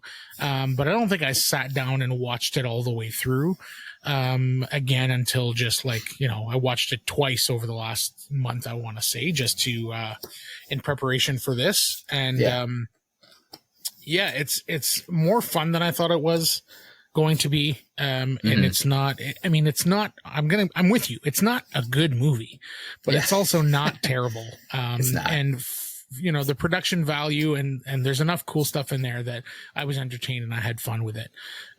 So it's definitely not it definitely holds up better than its reputation, right? Yeah, because I agree. This, I'm going to go through a bit of a production breakdown here because there's a lot of really fascinating stuff that went down with this movie. Yeah, you sent me this list and I was blown away by a lot of the stuff. So I'm excited to talk about it. For sure. So we'll go through some of this stuff, but like the movie got a terrible reputation for being a really bad production and a problematic production with like injuries and going over budget and all of these egos clashing. And that doesn't happen very often, but all of that leaked into the public and into, the eyes and ears of not only publics, but critics and like, the media outlets and all that stuff. And basically the movie was a flop before it even was released. It didn't have a chance for that reason. There's more modern, examples of that. I want to say Rogue One, ran into that. Solo, a Star Wars story. There's a couple of Star Wars movies that had that happen recently. Sure. But this is also in a different time period, right? In the mid 90s, it's harder to get that information out. Like right now, everybody knows if somebody picks their nose right on set. So it's like that kind of stuff easy flies out and people have access to the internet to blow it up. But 95, it was like to have that hit the news in that way. It was a much bigger deal for sure. Yeah. Yeah, 100%. So I have a list of things here. I'll try to fly through it as quickly as I can, but we'll have some fun with it too. So the script bounced around Hollywood for a while, but wasn't gaining any traction. Studios seemed to like the concept, but the script itself was kind of a mess. It did start as a B movie. And then when Costner and his group got a hold of it, they wanted to make it into not a B movie and make it an actual great, big action, production, right? Put big some money production into action it. Yep. flick and put some money into it. But then the studios were kind of scared of it for that reason, which made sense. So he ended up, Costner ended up with the screenplay and was basically his star power that pushed the movie through into production. Because at that time, Kevin Costner was a huge star. So from 87 to 92, he goes on an insane run of movies, including The Untouchables, Bull Durham, Field of Dreams, Dances with Wolves, and Robin Hood, Prince of Thieves, JFK, The Bodyguard, including winning some Oscars in there as a director, producer, and a lead actor of That's Dances a great with set Wolves. of movies. That's a great handful of years. Yeah. So 1993, 94, when they're like making this movie, his star power is enough to be like, okay, we'll put some money behind this. And that's more or less what happened. Kevin Costner famously went to Steven Spielberg asking for some help, to say like some advice. And, I'm shooting this movie, that takes place completely in water. And obviously Steven Spielberg, having made Jaws, which was another famously, disaster of a production, went to Steven Spielberg and said, what are some, pieces of advice you might have? And Spielberg said, don't shoot in actual water. Don't shoot in the ocean. Do it in a close, you do it on set, you fill, tanks and pools, and you do it that way. And it's very doable. In 1995, we had the technology to do that. Plenty of movies had done that. But Costner was determined to shoot it in the actual ocean. So he ignored that advice. The script was plagued with multiple rewrites. They didn't even have the script finalized in time for principal photography. So they moved forward without a complete script, hiring a young Joss Whedon to be on-set writer. Ultimately, it sounds like Costner just pushed all his ideas through into the film, and Whedon didn't really have much actual say in the script. At one point, Whedon had said, the only thing that could save this thing is a complete rewrite. So there's not much you can do without like completely halting production. So he just did what he could to punch up some of the dialogue. But ultimately, Whedon was kind of pushed aside and didn't have much of a say at all. They insisted in building massive practical sets that cost millions of dollars. And the big main set, which is that like barge, not the oil tanker, but the horseshoe shaped, circular shaped barge. Oh, sure. Yeah. So that cost like multi-millions of dollars to build and to maintain, and then took millions of dollars worth of damage during a hurricane. So there was we set it up in the ocean. What do you think is going to happen? Yeah. And it's funny because, I don't think I wrote that here in these notes, but the location where they chose to shoot had this Hawaiian, because they shot in Hawaii, off the coast of Hawaii. Okay. And it had this Hawaiian name. Later find out that this word in Hawaiian means high winds, lots of winds. It's one of the windiest places in the world. Oh, who would have guessed? And this is where they decided to shoot. So multiple massive storms, cost millions of dollars to the sets, halting production. They had to like rebuild that barge. One of, his boats, sunk, in one of these storms, and they had to like actually find a way to get it out of the water. So that halted production as well. The two female leads almost drowned when that craft sunk.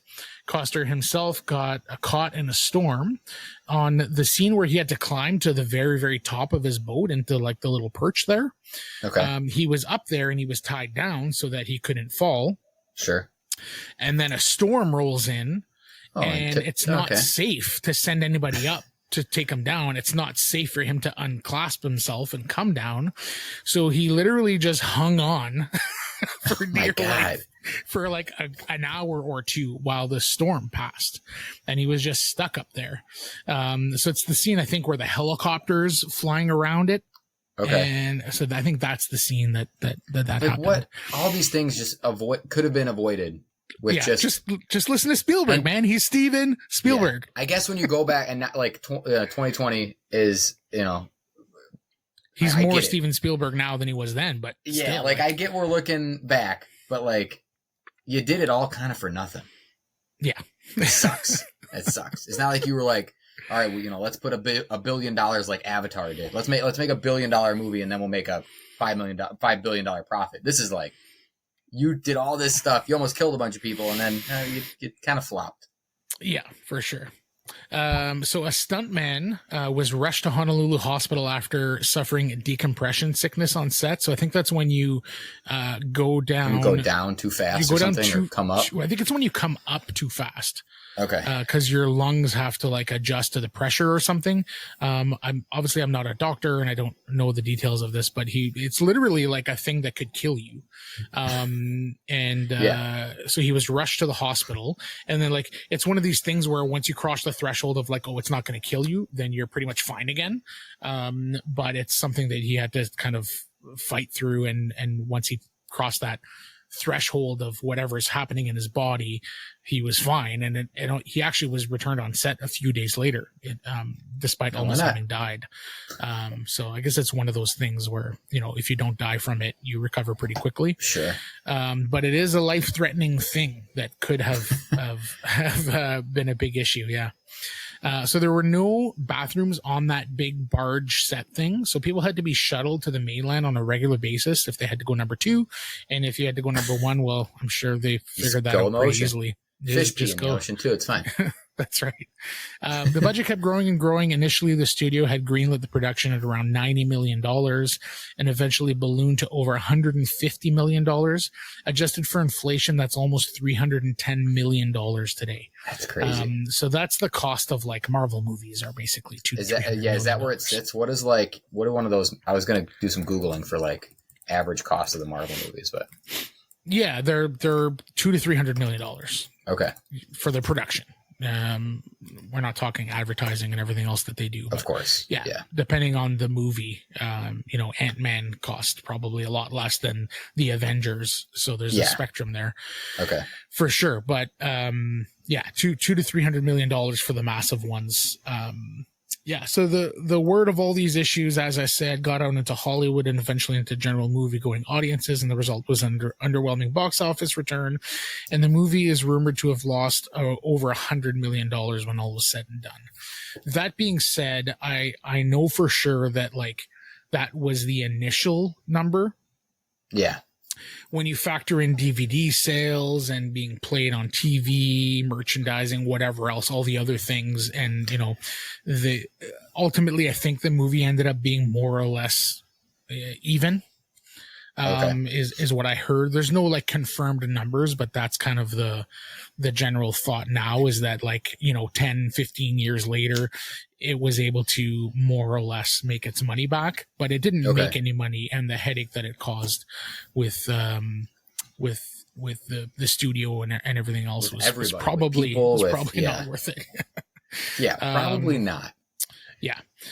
So that's kind of just the production background. Kevin Costner insisted on so he rented or had a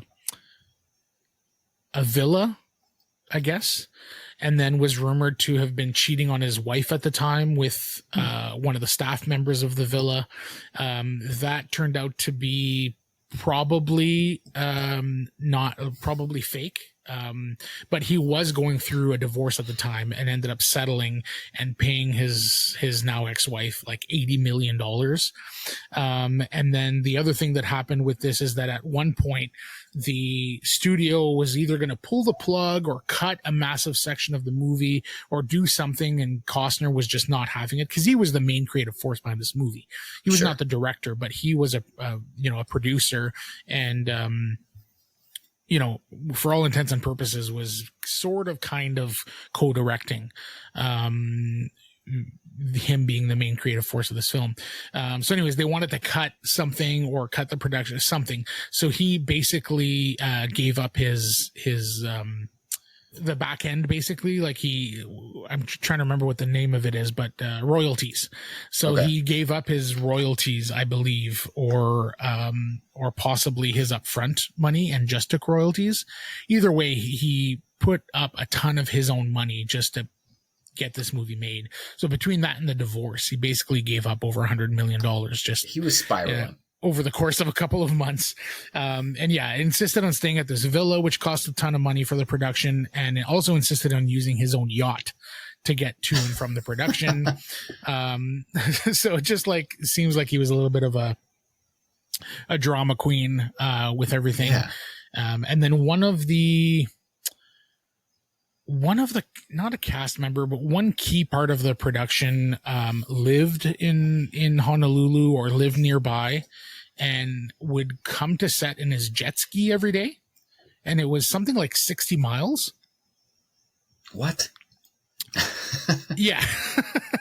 And then one day, he would just leave in the morning and then, you know, get there and do his day and then come back. Well, one morning he didn't show up and they thought, oh, he must be sick or something. Well, it turns out he ran out of gas and he was, you know, in the ocean, in the middle of the ocean, sitting there on his jet ski, waiting for people to realize. Well, it was near the end of the day or, you know, midday when they're like, they decided, I guess, to reach out to his wife, and his wife said, no, he left this morning. He should be there. And so they sent out a search party Oh my God. to try to find this They guy. find But he him, spent obviously. yeah, they found him, but he was sitting on his jet ski in the middle of the ocean, probably very thirsty and hot. But God. yeah, just like, this is tons of stories. This is only scraping the surface. Like, I just went for the most interesting stuff, but like, Yeah. if you do the research, there's documentaries and podcasts and YouTube videos with just tons more stuff of this nightmare production. But let's dive into the movie. Yeah. We won't spend too much time on it, but I think the most interesting part was some of this, this production stuff. But, It's almost like the movie shines in its failure. I liked it. Yeah. Yeah, absolutely. Absolutely. It's become, you know, is it cult classic might not be the right word, but like, you know, how many other flop movies have people done, like you just said, podcasts and documentaries and YouTube videos on, right? This has to shine in its failure in a lot of different ways. For sure. But yeah, And like, I think you know, if it's it not like I'm didn't not have all this, entertained. 100%. If it didn't have, like, there's no way to know this, like, an off time machine, but I want to say that if it didn't have all these production issues, it probably would have done a little bit better, and it probably would be fine. It wouldn't have this reputation of being this huge, terrible flop and all of that. It would have just been another movie that slightly underperformed. Yeah, but would it be forgettable and no one would talk about it? You know, it's like, is it, you know, no, I think it's doing enough interesting things that it would be, it would still be in the zeitgeist. Like, we would still, like, you could say the words Waterworld to a random Joe on the street and he would know that it was a Kevin Costner movie. Mm-hmm. It certainly is that now, but I think it still would have been, otherwise. There's a lot of fun stuff here in this movie, despite a lot of bad stuff as well. Yeah. So for me, the production design is the main thing that takes this movie from being absolute dog shit to being like kind of okay and fun to watch. Like, the design of his ship is so freaking cool. Yeah, it's cool. I'm trying to remember what it's called. It's like a trimaran or something like that, because it has three. The three little floaters or whatever the hell those things are called. Pontoons or whatever you call them. So that thing is cool. And like, all the scenes where he's running around on his boat and flying off of things and then cranking the thing and then tipping it. Yeah. I mean, all that stuff is so cool. I'm like totally on board for that. Like, this is cool. Well, I'll jump into that one fight scene where they, you know, fight scene, you know, for lack of a better, where they, you know, Dennis Hopper's got his people under the water and they have the bodies kind of waving, right? They take that ship over, kill all the people on it, and they're like faking the waving. Just thinking about, all right, you know, they have the big ship, they have the jet skis, they have the ammo. He's got this, what kind of looks like on the surface, this rickety old boat. Yeah. But the fact that he can like move it like that and work it like that is just cool. That's like a cool part. It's like, you know, it's like the Mad Max stuff, right? Where it's just cool to see someone take what looks like a hunk of junk and beat the bad guys, you know? Absolutely. Yeah. And when he's flying around and cranking things and putting up masts and making moves on that thing and then using the like, the projectile, to hit the helicopter and doing all these things. And there's some neat storytelling stuff there too. Yeah. Because like you said, all these like jet skis are under the water and they have these breathing tubes. And then like that feels like Dune stuff where they're like under the sand and, you know, it's inventive, fun stuff. And equally in that same moment, there's some stupid shit. For example, why do they need to grab dead guys and pretend that they're waving? Yeah. Like, why do they need to hook them up like marionettes? Can't they just pretend to be the people and wave? Yeah. They don't know that you're specifically the bad. Yeah. And I think that comes out what I always like watching it again and like Dennis Hopper is great in this movie. And I honestly wish, I wish he had more screen time. I wish the movie was, maybe Costner wanted his face on the screen more, but Dennis Hopper, goofy villain, is great. Because he doesn't come across as like dark evil, but he's like goofy evil, and it's awesome. You know, he's got that freaking eyeball. Like, you know, they stick that weird eyeball in it, and they're like, it looks great, and the kid's like, it looks like crap. Yeah, and it's like, this does look like crap. But that's hilarious, and maybe that's where like, you know, I picture him being this goofy villain to be like, let's have the dead people wave. Yeah. You know, and then all of his henchmen are like, okay, we'll just do that. Okay. Yeah, they're just dumb. Yeah. Maybe that's what it is. I want him more in that movie. 100%. Yeah. And there's weird tonal shifts in the movie where like anything with Kevin Costner, he's like dark and brooding and it feels like he's trying to win an Oscar. He's trying to like, be he's in the serious. Midst of it, so you know, anything that happens out in the ocean with him and Triple Horn's character and the little girl feels like one tone. And then when you get like the mad scientist guy, or when you get Dennis Hopper or Jack Black or any of these other characters, they're cartoon characters. Yeah. Right? They're very cartoony and mustache twirling evil, and it's fun, and I'm on board for it. But then you get the scenes with the Kevin Costner characters, and some of the other scenes just don't. Yeah, they feel like they're in a different movie. Yeah, I think you're right. Maybe that's what it is. Because there's times where like, you know, Kevin Costner almost like sells that girl to this guy. You know what I mean? Like that's a serious scene. You know, and then you know. 20 minutes later, he's teaching her how to swim. You know, like, yes, which is also 100%. absurd. You don't live in a place called Waterworld and not know how to swim. Okay, I'm not buying that this 9-year-old girl, 10-year-old girl doesn't know how to swim. Okay, it's literally the only thing that you need to do to live. Yeah, like, she's the only person in this entire fictional you need thing food, water, and you need to be able to swim. Otherwise, you're dead. Those are the three things. Yeah. Yeah, and there's like moments. There's at least one, maybe two moments where he's like totally fine and you buy it that he's going to leave them for dead. He's like, doesn't matter. The girl's dead. The woman's dead. Doesn't matter. I'm over it. He's moving on. And then moments later, he's like just saving them or doing something different. So there's like these massive character tonal shifts and tonal shifts in the actual tone and vibe of the movie. Yeah. But like you said, that struggle is only with his character and no one else has that development, and it seems weird that he would be the only person that would have that. Yeah. But there's some weird stuff in this movie. Everything with that mad scientist guy, as much as I kind of like his performance, like was it really just turn it upside down? Was that the solution? You didn't think of that? You didn't think of like just turning it? Yeah. It's like, they just drew it upside. Oh, okay. Oh, we turned it upside down. It's not like we were playing some we're playing some exit game, you know, or unlock trying to like, just turn it around. Oh, duh. Yeah. And then like this mysterious girl with a tattoo, like, is that seems weird too. It's not even like played as a birthmark. Right. You know, like a mysterious, magical, this person has a birthmark and she's rumored to be the one to blah, blah, blah. No, she has a tattoo. Like, who's giving tattoos? When she was little. Right? She's what, 6? 8? Yeah. Yeah, and then what does that you grow like so fast at that age, the tattoo would probably be all morphed and yeah. Is that how it ended? Like the parents ended up tattooing her or something? I don't remember seeing that. I don't know. How did she get the tattoo?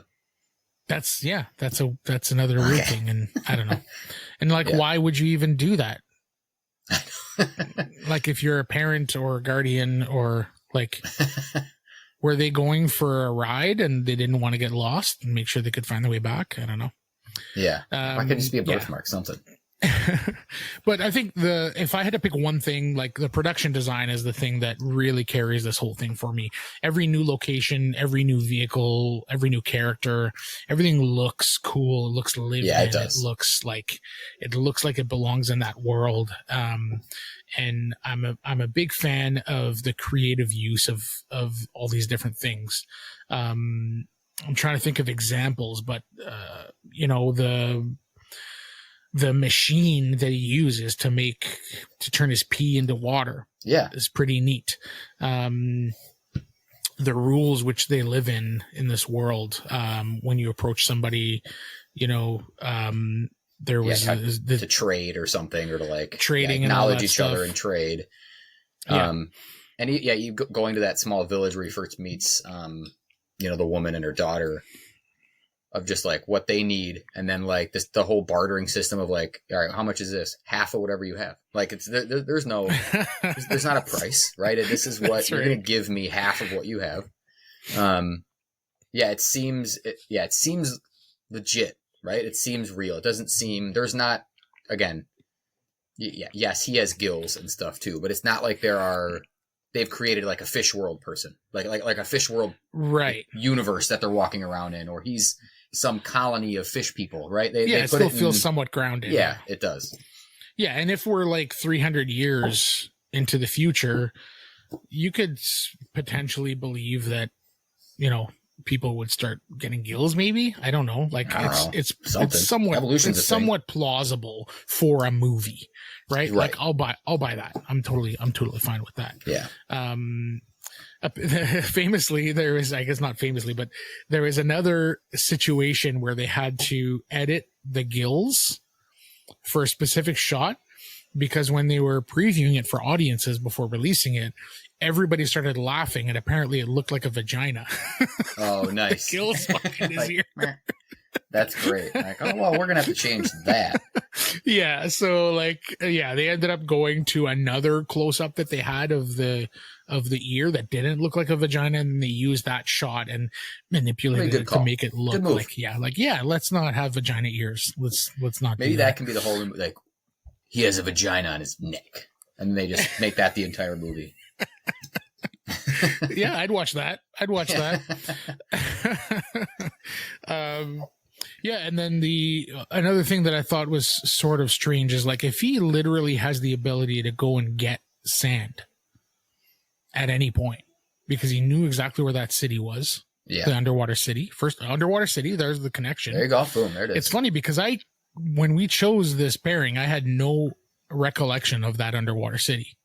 I knew that's where I remember him getting the dirt. That was one of the things that I kind of remember from, like, because I thought a similar thing. I'm like, he should just get all the dirt, and he would be like the richest Waterworld thing. Yeah, because he did the dirt trading thing early in the movie, and then later on, which again I had not remembered, goes and gets more dirt, and I'm thinking, why doesn't he just do that over and over again? Guy. He could be the dirt guy, and then he would have everything that he could possibly need if he can. Yeah. Because the one time he went with one little thing of dirt, he got tons of stuff. Right. Tons of water and all these things. Everybody was shocked with the dirt. So that seemed kind of like a weird story choice. There's just tons of weird story choices. Right. But primarily the one that really, the thing that I had the hardest time swallowing on the story front was the whole idea that multiple occasions he's like, I'm a man on my own, I'm for myself, I don't give a shit what happens to these people, literally leaves them for dead, and for no reason. He didn't have like a near-death experience or like a situation that would change his mind. He just decided that he was going to go and save them and help.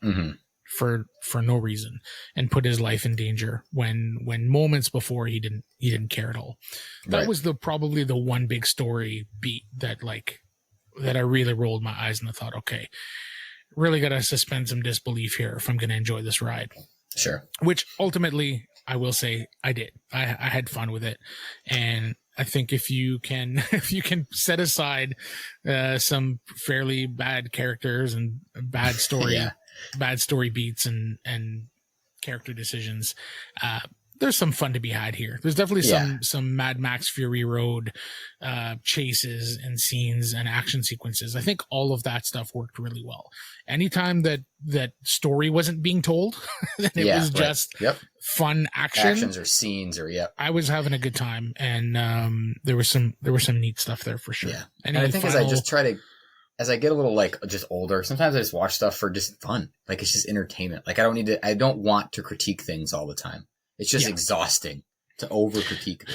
And this movie, I think like it fell into a time like 95 movies they were awesome, right? Like, like this was, I don't necessarily want to call it the golden age of movies, but it's damn close. Like people were hitting home runs from 1990 through the late 90s. Like people were hitting home runs and box offices were huge and people were going to the movies. And then this just didn't hit, and then it's gonna hold that reputation forever. Yeah, definitely. The reputation definitely took over in this case, and I don't think it's necessarily warranted. Maybe in that moment when the movie came out, it was a bigger deal. But as far as I'm concerned, if you go and mention Waterworld to Joe Blow on the street, he's probably going to tell you, "Oh yeah, that famous flop," And ultimately, if you release that movie today, today is is maybe not a great example because the post-COVID, the film industry is struggling and theaters, the box office, theater, all that stuff. But if you had released this movie before the pandemic, just before the pandemic, right, quote unquote today, and not in 1995, it would probably do fine. It would probably do fine at the box office if it was free of all the drama. And ultimately, you know what? I'll argue that movie did come out a bunch of times in the last 15 years in the form of Fast and Furious movies. Dumb movies with dumb characters making dumb decisions that makes no sense. But because there's great action and it's well directed, the masses come out for it because they like Vin Diesel talking about family. I don't know.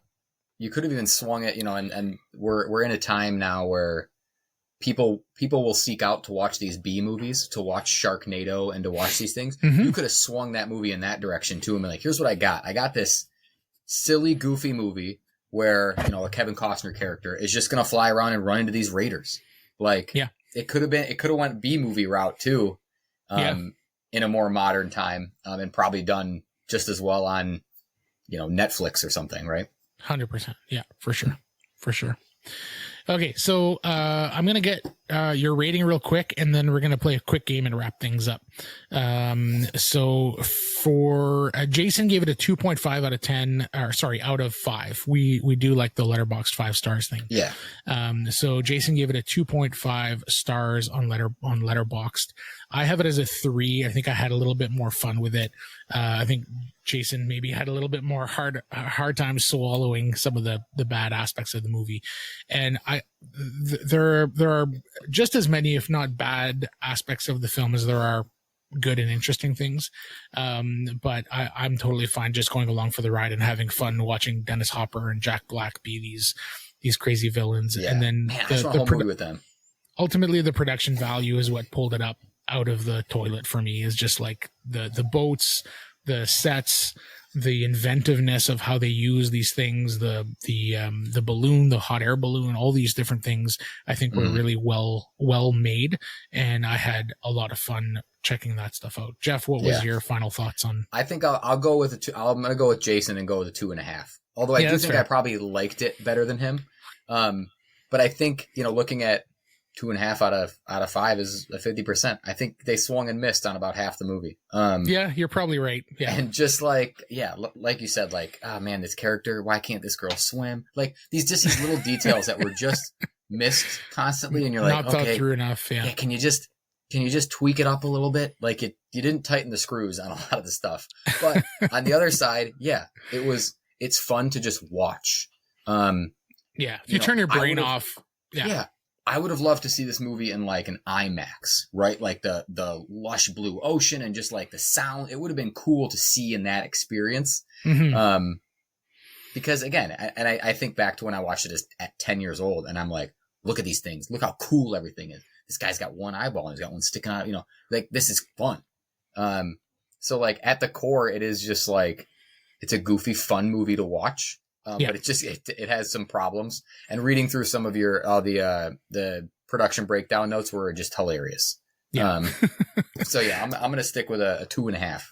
Yeah, it's weird that a film can be so meta too, because when I watched this, I had gone through all my research already, right? My recent watch.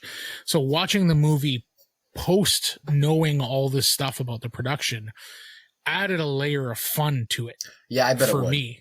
Yeah. So there's this like weird meta thing where I'm thinking about the filmmaking and the craziness that happened. Yeah. You're like, oh, that's when that watching. Happened. Or, oh, there's that scene. There's that set. Yeah. A little bit of added fun to it. And I don't know if it's fair or not to like, add that to the. No, it does. It's your rating. You have fun with it however you want. Right. And exactly. I think it's the same thing with board gaming. We talked about different genres and what you like and don't like. It all plays into it. All right, we're gonna play a quick game, Jeff. All right. And it's gonna be called. I'm making this title up as we go here. I like it. But Waterworld or not Waterworld? Oh shit! Okay. So these are quotes from water movies. Okay. Some of which are taken from Waterworld and some of which are not. Water movies. Okay, got it. Okay, so here's the quote. In the end, water always wins. Ooh. Waterworld or not Waterworld? I think that's from Waterworld. Okay, it is not from Waterworld. It is from The Day After Tomorrow. Roland Emmerich movie from 2004. All right. Okay, here's another one. Quote, the ocean is full of secrets, some better left undiscovered. Ooh, that seems like mysterious. This ocean is full of secrets. Some left undiscovered. Some better left undiscovered. Is that like right when he maybe is going down to the something? Well, that's the fun thing is you could fit probably all these quotes into this movie if you wanted to. Yeah. I'm gonna get all of these wrong. I'm gonna say this is not from Waterworld. Correct. This is from The Abyss, James Cameron, 1989. Yeah. Okay. You and your freak of a child are going to die out here. There's nothing left. That's gotta be from Waterworld. That is from Waterworld. Okay. You freak of a child. You have to fight for your place in this world. Ooh. That seems... Man, that could be in anything. That could be in Mad Max. That could be... I'm going to say this is a Waterworld quote. Should have went with your gut. It's from Mad Max Fury Road. Blew that one. Okay, here's another one. Don't just stand there. Kill something. Oh, that's got to be a Dennis Hopper quote. That's from Waterworld. That is a Dennis Hopper quote. Yeah. See, that's the movie. Dennis Hopper's the movie. Yes, he is the movie. If this movie was like 20% more Dennis Hopper and 20% less Kevin Costner, this thing would be a masterpiece. Okay, quote. When you're out here, you're on your own. No one's coming to save you. That could be from anything too. Pick a disaster movie. That could be from that, a scary movie company made that disaster movie. It could be from that. When you're out here, maybe Kevin Costner said it. Maybe that was his deep monologue. When you're out here, you're on your own, and no one's coming to save you. No one's coming to save you. Yeah, that's from. Well, we can go from Waterworld. Kevin Costner trying to win an Oscar. This is from Gravity, the space movie. Oh, it's in space. Pretty much. Yeah, it works. Yep. Okay, quote, I promised myself I would never come back to this place. Yeah, who would say that in this movie? He didn't go, he wanted to go down. I'm going to say no, not from Waterworld. It is, in fact, from Waterworld. Who says this? His character says it. To go where? I think, Where does he not he's go? talking about the trading place, the bartering place, maybe. Ugh, maybe that's why he doesn't want all the dirt. Kevin. Okay, it's a piece of paper. It means nothing. It's just a map. That's from Waterworld. It is from Waterworld. Yeah, okay. That one, all right. That one I remember. All right, I got 2 more for you. All right. Quote, he's not like us. He's a mutant. Ooh, they do call him a mutant. That's from, I'm going to go yes, Waterworld. When he's like in the cage. That one is from The Bourne Identity. What? I'm gonna look. I bet they say something like that. Yeah, when he's up in the cage. I'm gonna make you rewatch the movie. Going, yeah, like, with his, with his vagina neck in the cage. They have to do something like that. Yeah, I'm gonna rewatch. Okay, that. Last one. Quote: there's something off about that child. She's a real freak. You want to say it's about her, and then it's not. You want me to think that it's about the girl. I'm gonna go no. I'm going the opposite. No, it's not from Waterworld. You're correct. That is from The Ring. Okay, The Ring. Man, great. Yeah, so I guess these weren't all water movies. There's some space, some good. Horror. Yeah. Yeah. Yeah, so that was my little game. That's fun. Yeah, so thank you, Jeff. That's going to wrap things up. Thanks for hanging out with me. This was a ton of fun. We're going to have you on again for sure. Yeah, it's been great. Thanks. Yeah, so any final thoughts? I guess let's give you an opportunity to maybe plug your stuff, your podcast. Tell us about the Gamecasters. Yeah, sure. I am the Mad Board Gamer on Instagram, so just at Mad Board Gamer on Instagram. Just do, what everybody else friggin' does on Instagram, take pictures of board games and talk about it. And then I'm also on a podcast called The Gamecasters, which, I'll toot our own horn. We were nominated for a Golden Geek this past year. So well we were in deserved. the top 10 for that. Thank you. It's a show where myself and one of my best friends, Ryan, and his wife, Natalie, Natalie, you're my friend too, who we kind of are just ourselves for 2.5 to 3 hours, and we talk about anything and everything, and then we review some board games, we play some games, we interact with the community via Instagram and Discord and stuff like that, and it's a show that is not family friendly, which I think it kind of makes us stand out a little bit, because most of the board gaming media is family friendly, and we decide to just kind of be ourselves and, say the F word here and there and make inappropriate jokes and kind of just, again, lean into who we are. There's way more vagina necks on the Gamecasters than on Dice Camera Action. Yes, exactly. Well put. And so if you're listening to this and you're looking for a kind of a goofy podcast that talks about board games, maybe the Gamecasters is what you're looking for. You will know within 30 seconds whether or not it's for you. Let's put it that way. That's everybody said that. Yep, you will know right away from the introduction. It's just like The Boys. You've watched The Boys? Yes. Yeah. Yeah. So you watch like 8 minutes of that show, and you know immediately if that show is for you or not. Gamecasters is the same. Yeah. The Mad Board Gamer on Instagram, a great, an absolute must follow if you're a board game person and you're on Instagram. Thanks. So thank you. If you're enjoying the podcast, please take a few minutes to rate, review on whatever platform you're listening on. You can follow us on Instagram at Dice Camera Action Pod. And if you have any feedback or comments or would like to suggest a movie game pairing, email us at dicecameraactionpod@gmail.com. Thanks again, Jeff. And thank you everybody for listening. Take care.